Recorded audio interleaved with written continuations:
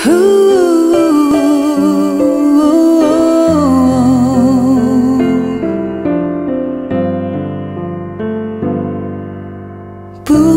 dengan kekuatanku ku dapat jalani hidupku tanpa Tuhan yang di sampingku. Ku tak mampu sendiri. Engkaulah kuatku yang menopangku. Ku pandang wajah-Mu dan berseru, pertolonganku datang dari-Mu. Peganglah tanganku, jangan lepaskan.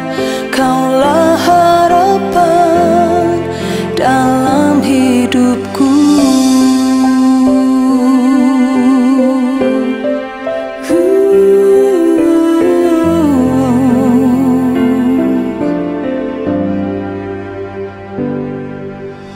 Bukan dengan kekuatanku ku dapat jalani hidupku tanpa Tuhan yang di sampingku. Ku tak mampu sendiri. Engkaulah kuatku yang menopangku.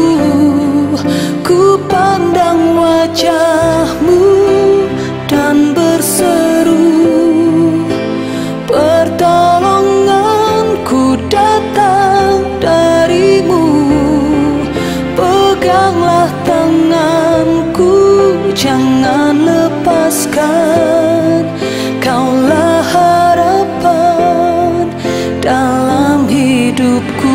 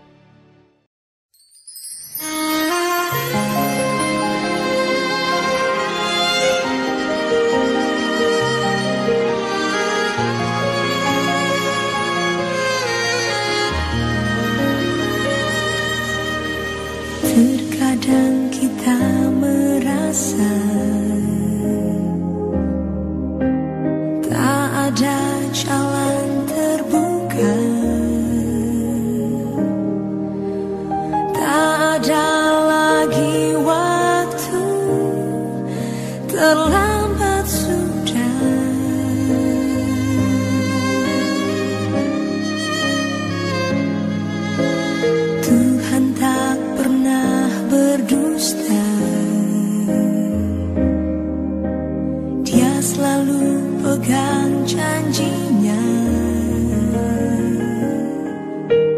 Bagi orang percaya, mujizat nyata.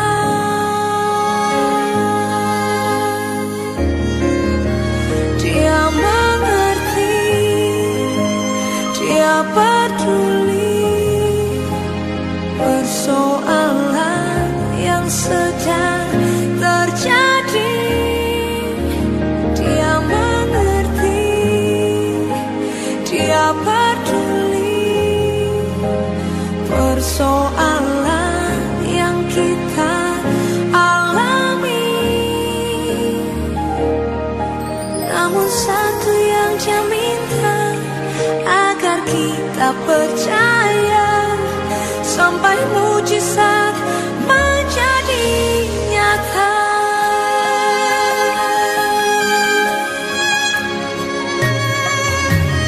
Terkadang kita merasa tak ada jalan terbuka, tak ada lagi waktu, terlambat sudah.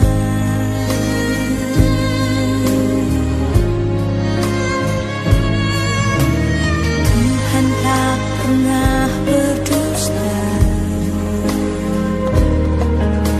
Dia selalu pegang janjinya. Bagi orang percaya, mujizat nyata.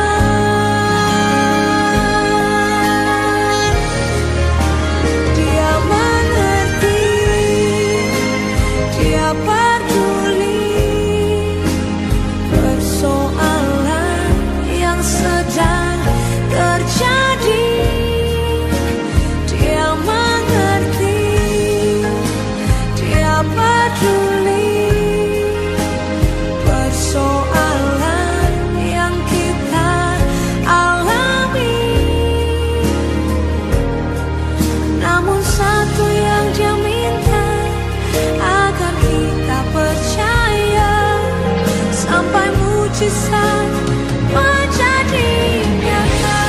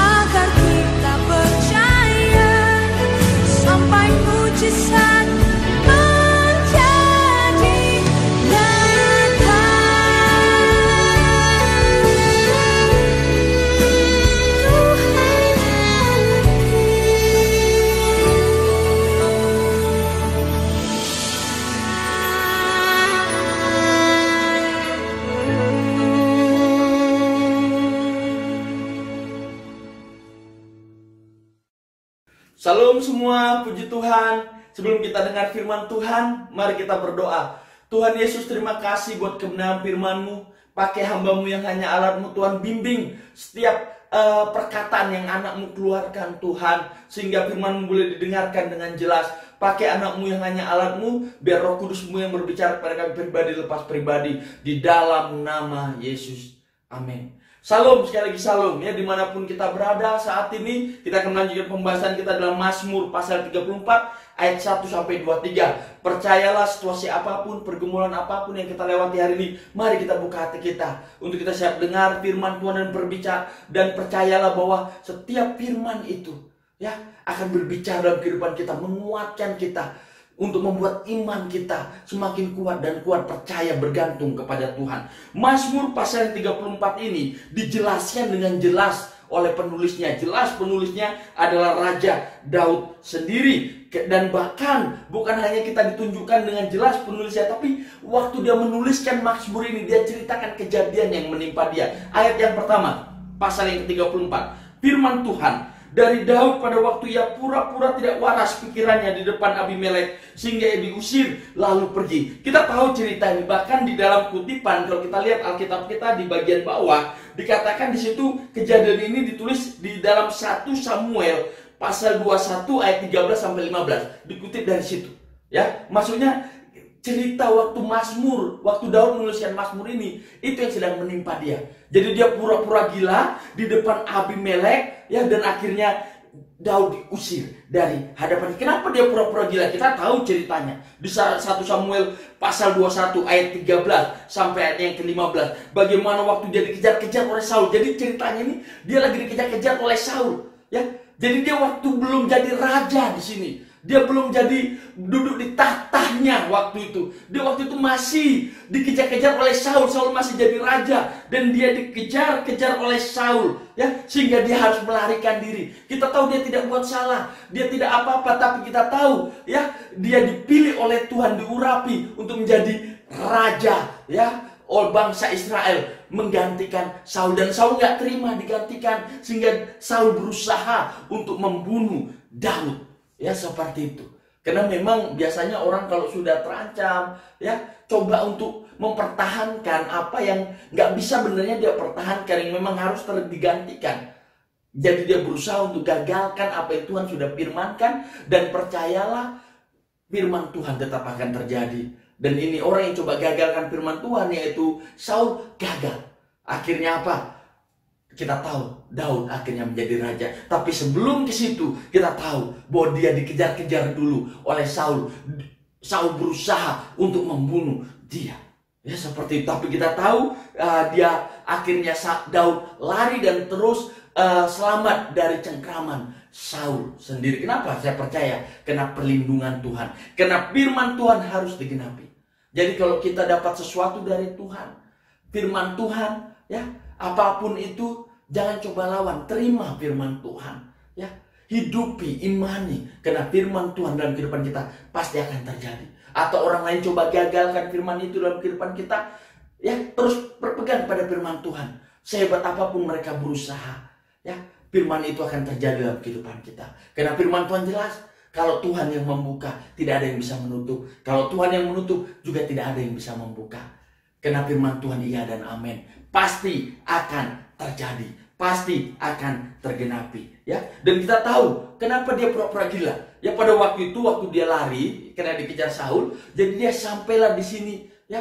Di sini dia di tempat yang asing dia melarikan, yaitu dia lari ke Gad, ya, waktu itu. Ya, kalau kita baca dalam 1 Samuel pasal 21 ayat 13 sampai 15, dan di situ raja melihat dia, wah, ini Daud ini, ya. Semua pegawai-pegawainya bilang ini Daud raja. Yang orang menyanyikan, dikatakan kalau Saul, ya, dia membunuh beribu-ribu. Saul beribu-ribu, ya, membunuh beribu-ribu. Sementara Daud, dia dinyanyikan berlaksa-laksa, ya.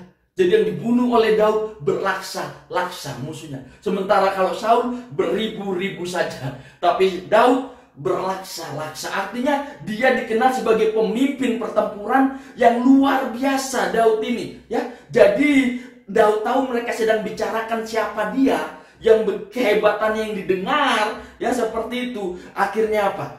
Dia pura-pura gila, ya. Karena kalau tidak, bahaya sedang menanti dia. Mungkin raja ketakutan, wah, ini Daud jadi ancaman berikutnya untuk kerajaan kita. Ya, akhirnya mungkin pikirannya dia bisa aja dibunuh. Ambil kesempatan mumpung rajanya sendiri ngejar-ngejar dia. Akhirnya apa? Daud, dia pura-pura gila dan akhirnya dia dibiarkan dan dia melarikan diri ke gua Adulam. Ya, jadi cerita dalam Mazmur pasal 24 ini jelas kejadiannya kenapa bisa ditulis. Ya, pada saat Daud sedang dikejar-kejar Saul dan dia akhirnya pura-pura gila, ya seperti itu. Untuk apa? Untuk dia menyelamatkan dirinya. Ya seperti itu, dan pada akhirnya dia bisa lari, dia melarikan diri ke gua Adulam. Ayatnya yang kedua, firman Tuhan pasal 34. Aku hendak memuji Tuhan pada segala waktu, puji-pujian kepadanya tetap di dalam mulutku. Perhatikan, ingat ini kisahnya dia belum jadi raja dan dia dikejar-kejar oleh Saul, ya, nyawanya terancam, tetapi dia katakan apa? Ya, aku hendak memuji Tuhan, seperti itu. Jadi di dalam kondisi yang tidak aman, dikejar-kejar oleh Saul untuk dibunuh, ya, akhirnya masa-masa yang begitu sulit, tetapi mulutnya tetap memuji Tuhan. Mulutnya tetap memuji Tuhan. Dia memutuskan situasi tidak boleh mempengaruhi dia. Dia memutuskan pergumulan tidak boleh mempengaruhi dia untuk datang memuji Tuhan. Dan begitulah juga kita sebagai anak-anak Tuhan. Jangan biarkan situasi pergumulan kita akhirnya membentuk kita untuk tidak memuji Tuhan. Jangan, tapi jadikan situasi pergumulan itu malah motivasi kita untuk kita terus datang memuji, menyembah Tuhan. Ya, apapun itu, putuskan untuk tetap memuji Tuhan. Ya, ayatnya yang ketiga, firman Tuhan. Karena Tuhan jiwamu bermegah, biarlah orang-orang yang rendah hati mendengarkan dan bersuka cita. Ya, di sini kita lihat kebanggaan dan kemegahan Daud. Bukan waktu dia menang, ya, bukan waktu dia dinyanyikan berlaksa-laksa walaupun ada sukacita juga, tetapi juga bahkan kemegahannya juga waktu di masa-masa yang sulit. Ya, kebanggaannya juga waktu di masa-masa yang sulit. Dia tahu ada Tuhan yang mendampingi dia, menolong dia, meluputkan dia dari bahaya itu. Makanya sehebat apapun Saul berusaha membunuh Daud, Daud tahu dia terus lolos, Kenapa? Karena Tuhan. Ya, seperti itu. Karena Tuhan. Ya. Jadi kita, situasi apapun, kesulitan apapun yang kita harus lalui, kita katakan kemegahan kita adalah tetap Tuhan. Kita tahu, kita bisa banggakan Tuhan kita. Karena kita tahu bahwa situasi boleh datang, kesulitan boleh datang, tetapi ada Tuhan yang tidak pernah biarkan kita sendirian, bahkan meninggalkan kita sendirian. Dan itu sesuatu yang lebih untuk kita bisa banggakan. Kita punya Tuhan yang hidup, yang bisa merasakan kesulitan kita, dan bahkan bersama-sama kita untuk melalui kesulitan itu. Dan itulah Tuhan kita yang luar biasa. Ayat 4 sampai ayat yang kelima. Muliakanlah Tuhan bersama-sama dengan aku. Marilah kita bersama-sama memasyurkan namanya. Aku telah mencari Tuhan, lalu Ia menjawab aku dan melepaskan aku dari segala kegentaranku. Perhatikan di sini, Daud mengajak. Dia bukan hanya memotivasi dirinya, tapi dia juga mengajak, ya, dikatakan memasyurkan, meninggikan nama Tuhan. Kenapa? Ya. Kenapa? Karena memang Dia adalah Allah yang menjawab dan melepaskan kita dari setiap kesesakan yang kita alami. Puji Dia, tinggikan namanya, karena itu pribadinya. Allah yang tidak pernah meninggalkan, melepaskan kita sendirian, ya, yang selalu menjawab dan melepaskan kita dari kesesakan kita, ya, menguatkan kita, bersama kita. Ayat yang ke-6. Tunjukkanlah pandanganmu kepadanya, maka mukamu akan berseri-seri. Wow, ya. Arahkan. Ya, dikatakan apa? Tunjukkan pandanganmu kepada. Artinya ini pandangan kita jangan hanya kepada masa-masa sulit. Daud tahu kalau dia lihat situasinya, dia lihat kondisinya sangat buruk. Kenapa? Karena dia lagi dikejar-kejar oleh Saul dan bahkan dia harus pura-pura jadi orang gila. Itu sesuatu yang tidak mudah, situasi yang tidak aman, nyaman. Tetapi Daud tahu, dia tidak mau memandang situasinya, tapi dia mau memandang Yesus Kristus. Dan begitu juga harusnya saudara dan saya. Jangan lihat situasi kita, jangan hanya lihat kesulitan kita, tapi lihatlah Tuhan Yesus yang bisa membebaskan kita dari kesulitan dan kesesakan kita. Apapun saat ini pergumulan saudara, Bisa saja finansial, keuangan. Bisa saja tugas kuliah. Bisa saja dalam pekerjaan. Bisa saja dalam keluarga. Tuhan, ini begitu sulit. Stop, arahkan pandanganmu pada situasi ini. Dan mulai arahkan pandangan saudara dan saya kepada Yesus Kristus, Tuhan Juru Selamat kita. Kalau dia mau serahkan nyawanya untuk kita, hidupnya untuk kita, dia akan selalu bersama-sama kita untuk melalui apapun yang harus kita lalui sampai kita bersama-sama dengan dia nanti di sorga. Ya, arahkan pandangan saudara. Ya. Fix your eyes upon Jesus. Ya, seperti itu. Ya. Ayat ke-7 sampai ke-8, firman Tuhan, orang yang tertindas ini berseru dan Tuhan mendengar. Ia menyelamatkan dia dari segala kesesakan. Malaikat Tuhan berkemah di sekeliling orang-orang yang takut akan dia, lalu meluputkan mereka. Daud sadar betul, dikatakan orang yang tertindas ini berseru. Apakah saudara saat ini merasa diri saudara tertindas? Berarti saudara sama dengan Daud. Dirinya ada waktu di mana dia merasa tertindas dalam hidupnya, karena memang di waktu dia menulis Mazmur ini, dia sedang dikejar-kejar oleh Saul, yang dia sendiri tidak tahu kenapa dia dikejar-kejar oleh Saul. Ya, seperti itu. Dia rasa tertindas. Apakah saudara saat ini di dalam situasi yang merasa tertindas, datang sama Tuhan, berlindung padanya? Dikatakan malaikat Tuhan. Malaikat Tuhan di ayat 8 ini mengarah kepada Yesus Kristus. Ingat, kalau malaikat Tuhan M-nya besar, Tuhannya besar, ya itu jelas mengarah berbicara kepada Yesus Kristus. Dan Yesus Kristus ada kepada kita yang takut akan dia, yang selalu ya bersama dengan dia, yang mengarahkan pandangannya kepadanya. Ya, apa saat ini yang menindas saudara? Ya, persoalan, pergumulan, sakit, apapun itu poinnya, pada siapa kita berseru, dan berserulah kepada Yesus. Karena satu-satunya pembebasan hanya ada di dalam Yesus Kristus, Tuhan kita. Karena kita kadang tidak sadar, ya, kita tidak sendirian, karena ada Yesus yang ada bersama-sama kita. Wow, ini luar biasa. Ayat yang ke-9, kecaplah dan lihatlah betapa baiknya Tuhan itu. Berbahagialah orang yang berlindung padanya. Kecaplah dan lihatlah. Ayat 9, lihat dan kecaplah. Kecap dan lihatlah.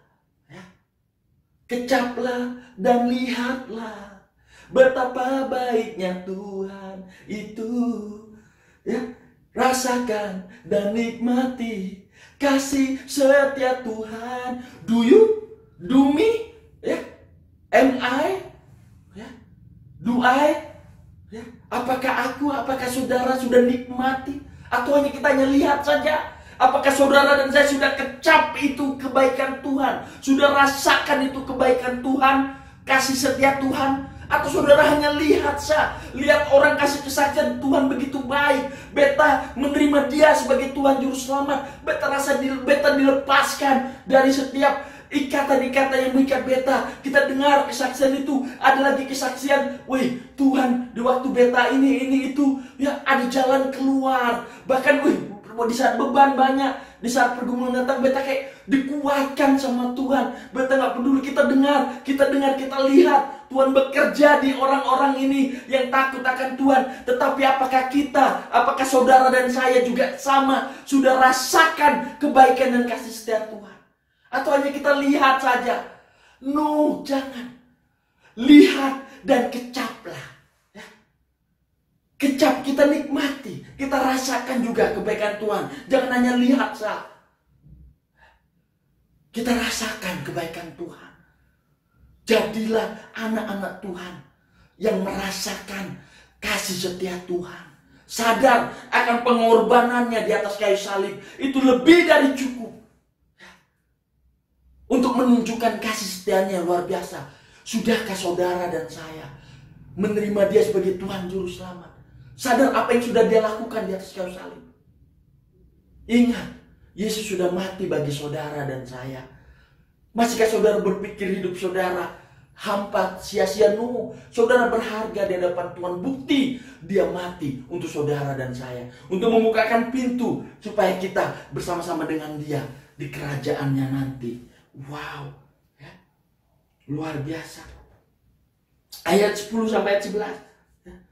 Takutlah akan Tuhan, hai orang-orang yang kudus, sebab tidak berkekurangan orang yang takut akan Dia.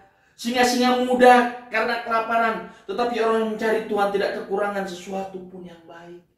Ingat, di sini bukan berarti dikatakan tidak kekurangan apapun, tetapi tidak kekurangan sesuatu yang baik. Artinya, walaupun kelihatannya kita mungkin kekurangan, tidak seperti yang lain berkelimpahan, kita tidak punya ini, tidak punya itu, tapi kita punya Tuhan yang selalu memberikan yang baik kepada saudara dan saya. Ya, jadi jangan berpikir, ikut Tuhan tidak kekurangan artinya bahwa harus semuanya ada yang kita mau. No, bukan itu maksudnya, konteksnya. Tetapi di sini walaupun kita tidak memiliki apapun yang mungkin orang lain miliki, tapi kita memiliki Tuhan yang tahu memberi yang baik kepada kita, sesuatu yang baik untuk kita. Itulah Tuhan kita, Yesus Kristus. Ayat ke-12. Ya, marilah anak-anak, dengarkanlah aku, takut akan Tuhan akan kuajarkan kepadamu. Ini bekal buat kita. Ya mungkin di antara kita belum menikah, atau menuju ke pernikahan, atau yang sudah menikah. Ini bekal penting untuk kita orang-orang tua, untuk ngajak orang-orang yang muda, anak-anak, untuk takut akan Tuhan. Ya, ini sesuatu yang luar biasa. Diingatkan sebagai orang mungkin yang lebih tua, kita lihat yang lebih muda, orang tua lihat anak-anak kita, bawa mereka untuk takut akan Tuhan. Ya seperti itu. Ya. Itu yang luar biasa. Ayat yang ke-12. Ayat yang ke-13. Maaf. Firman Tuhan ayat 13 sampai ayatnya yang ke-15 ya. Tetapi nanti dulu sebelum kita lanjut ayat 13 sampai 15, kita ajak anak-anak kita ya. Tadi saya katakan takut dengan Tuhan, apa gitu takut akan Tuhan? Apakah kita ajar anak-anak kita, lu kalau nggak gereja, Tuhan hajar lu mati. Apakah seperti itu? Apakah kita kasih tahu mereka, lu kalau tidak baca Alkitab, ini ada kutuk ini siap menimpa kamu. Apakah seperti itu? Apakah kita ajar anak-anak kita, lu ngelawan orang tua, ya firman Tuhan, hormati orang tuamu, lu lawan, ini Tuhan siap hukum lu habis-habisan. Apakah seperti itu? Takut akan Tuhan? No. Takut akan Tuhan bukan berarti kita berpikir bahwa setiap kali kita melakukan pelanggaran atau jatuh dosa, Tuhan sudah siap dengan garpu, siap tusuk kita, hukum kita. Bukan itu. Takut akan Tuhan, ajar mereka takut akan Tuhan, artinya mengenalkan mereka siapa pribadi Tuhan, ya, yang pantas dan layak untuk menerima penghormatan, pujian kita, yang pantas untuk kita taat oleh apa yang Dia sampaikan. Itu takut akan Tuhan, menghormati Dia, mengenal pribadinya, dan kita beri penghormatan karena kita tahu siapa Dia, Allah yang hidup, yang menciptakan segalanya, ya, dan bahkan yang rela mati untuk kita supaya kita bisa diselamatkan. Luar biasa, haleluya. Ayat 13 sampai yang ke-15 ya. Siapakah orang yang menyukai hidup, yang mengingini umur panjang untuk menikmati yang baik? Jagalah lidahmu terhadap yang jahat, dan bibirmu terhadap ucap-ucap yang menipu. Jauhilah yang jahat dan lakukan yang baik. Carilah perdamaian, berusaha mendapatkannya. Wow. Siapa di sini yang menyukai hidup? Artinya siapa yang mau sayang sama nyawanya, hidupnya? Ada saran yang diberikan oleh Daud. Ya, dikatakan dengan jelas yang pertama, siapa yang mau menikmati hidup yang baik dan umur yang panjang? Yang pertama, jaga lidah dari yang jahat. Stop gosip-gosip. Ya. Jangan suka bergosip. Ya, walaupun susah ya, terkadang bahkan gosip ini dibawa ke ranah kelihatannya rohani ya, seperti itu ya. Weh beta ini ya ada beban doa apa? Si A itu begini begitu, parah, gini kita doakan gini, jangan ya, jangan. Itu termasuk gosip. Ya saudara niatnya mau doakan atau mau bicarakan dia ya, seperti itu. Bahkan belum tahu lagi kebenarannya seperti apa. Ya. Jangan, jaga lidah bahaya. Dikatakan bahkan di perjanjian baru ya, kalau saya mohon maaf kalau saya salah, tapi itu kalau tidak salah itu saya lihat aja biar aman ya, seperti itu di Yakobus ya, kalau tidak salah itu di Yakobus ya. Yakobus pasal yang ke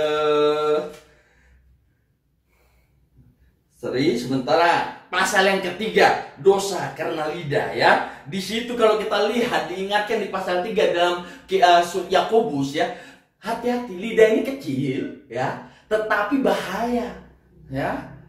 Bahaya, bisa dampaknya besar karena lidah. Ya, beberapa banyak kita dengar dan kita lihat langsung orang berkelahi karena salah omong. Betul tidak? Jadi hati-hati dengan lidah kita ya. Terus apa lagi? Jaga lidah kita dari ucapan-ucapan penipu. Jangan suka tipu-tipu. Jadi yang pertama, jangan suka gosip-gosip, jangan suka tipu-tipu ya. Mulut jangan suka tipu-tipu. Ya, seperti itu. Terus apa? Jauh yang jahat, buatlah yang baik. Yakobus 4 ayat 17. Kalau kita tahu bagaimana berbuat baik yang tidak lakukan, kita berdosa.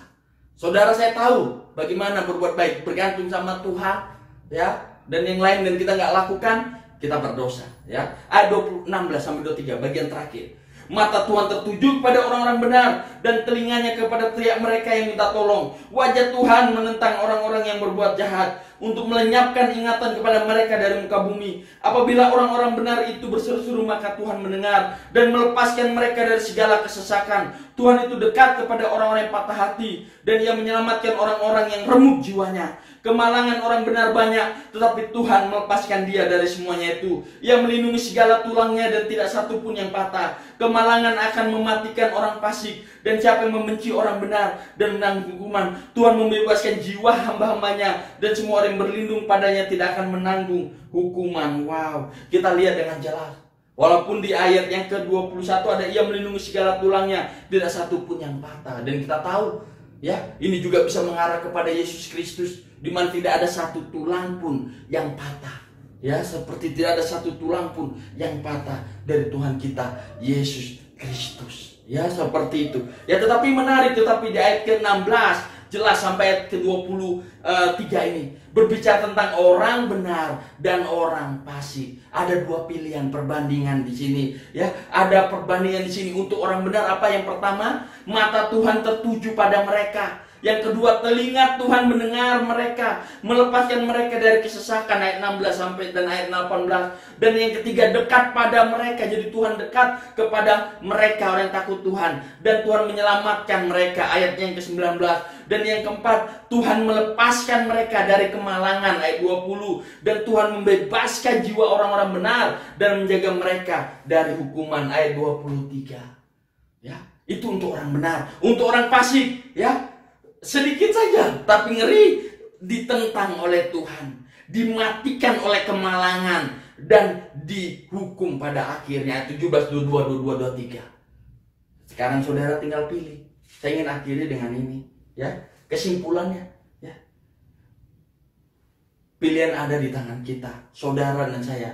Mau jadi orang benar Tuhan, bergantung dan percaya dengan apa yang Yesus lakukan di atas kayu salib, atau memilih menjadi orang fasik yang saudara menyangkal bahwa saudara tidak butuh Tuhan. Ya, saudara berpikir saudara bisa selamatkan diri saudara sendiri, monggo, silakan.